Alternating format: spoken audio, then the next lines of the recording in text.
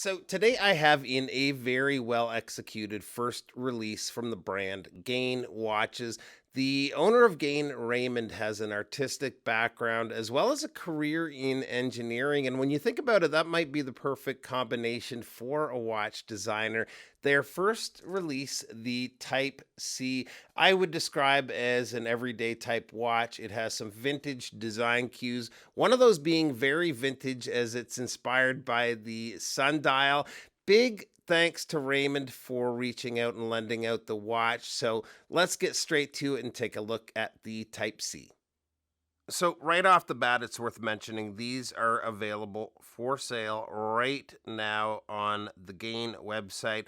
A lot of companies with their first release end up going down the crowdfunding route, and it's nice that these are available for purchase immediately. There are limited quantities, and once they're gone, that's it, at least for the current versions of the watch. There's at the moment three color options, each available on leather or steel.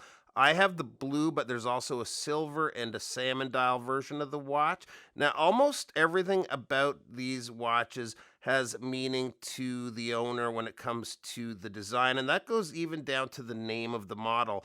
Type C sounds a little clinical at first, but with his musical background, the C is used because it's the first note in the musical scale, and with this being the first release, that works really great for the watch.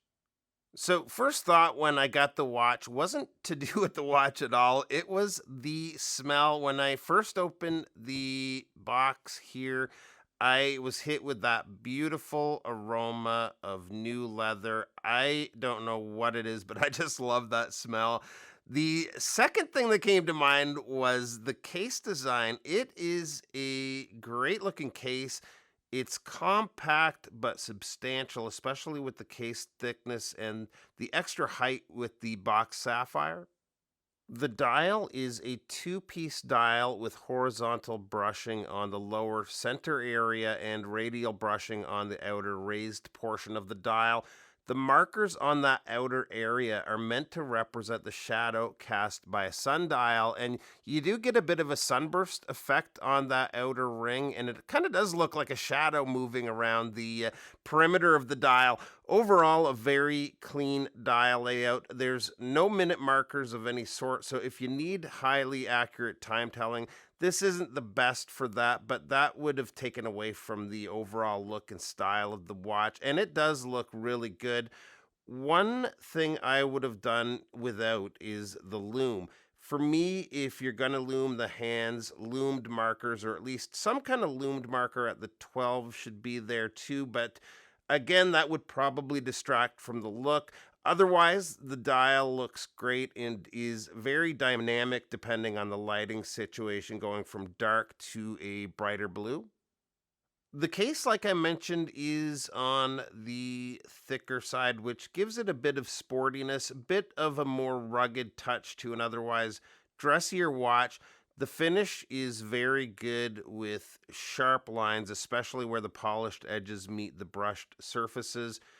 It took a little bit of time for me to figure out what was happening on the case back here, but after reading up on the watch, I found that this image was created by the owner as a tribute to his mother. It's a scale integrated into a lampstand, which represents illumination and knowledge. I recommend checking out the About section on the company site. Raymond goes into much more detail on this and other areas he took inspiration from for the watch. The crown is a signed push pull crown. Winding action is decent, but there's one thing that this brings me to that I'd like to see an upgrade on for future models, and that is the movement. It's a Miyota 8215 the watch is running, and with that we have a ghost date. Not the end of the world, but the movement is also a non-hacking movement. As far as reliability goes, it's a solid movement, but I would have preferred to see something along the lines of maybe a 9000 series Miyota. So these are available on either leather or steel. The leather is a very thick strap at 4 millimeters. It's one of those straps that I feel will look even better over time. Hardware is good and signed Gain, and I think it's just a great look for the watch. The bracelet is okay. It has some play. A lot of these bracelets with finer links like this tend to do that. We've got a deployant clasp. The bracelet itself is fairly well constructed. I tried it on the watch briefly and it looked pretty good, but the leather is where it's at for me. And both the bracelet and leather do have quick release spring bars. Size on the watch comes in at a case width of 38 millimeters on the dot. The lug to lug is 45.9 millimeters. Lug opening is 20 millimeters in the thickness, including the AR treated sapphire crystal is 12.8 millimeters.